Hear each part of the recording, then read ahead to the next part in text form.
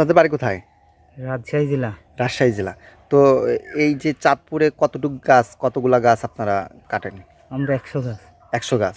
100 গাছের রস কেমন হয় এবং গুড় কেমন হয়? আমারে গুড় হইল ধরো 100 গাছের রস কিছু না হলে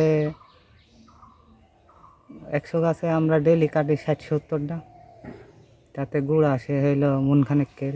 1 মণ আসে। এটা কি পাটালি হয় না গুড় হয়? পাটারি করি। পাটালি করেন। তো একটা কেজি পাটালির দাম কত? আমার এই পাটারি ধরো যতই ভালো তৈরি করি, অরিজিনাল তৈরি করলেও তোমার ধরো 150 টাকা কেজি দেয়।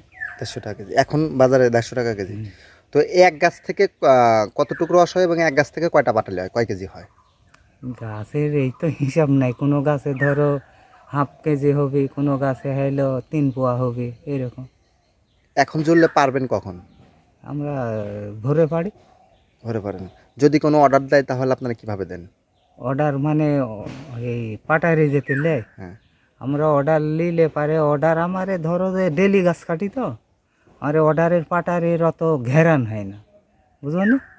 কিন্তু দেশাল গাইছি রে ধরো 3 দিন কি 4 দিন শুকিন থইল দি কাটলো, ওই গুড়টা ভালো হয়। আমার এই গুড়ের অত ঘেরান হয় না, ওই লাগে আমার অর্ডার গুড় খুব এই যে কম হাঁড়ি যে দেয়। এখন ঝোলাচ্ছেন পারবেন কখন?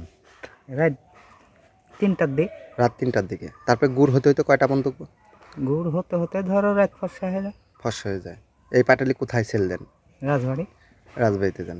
তো বিভিন্ন জায়গায় যায়, চলে হ্যাঁ যায়। হ্যাঁ হ্যাঁ। কয়জন আসছেন আপনারা?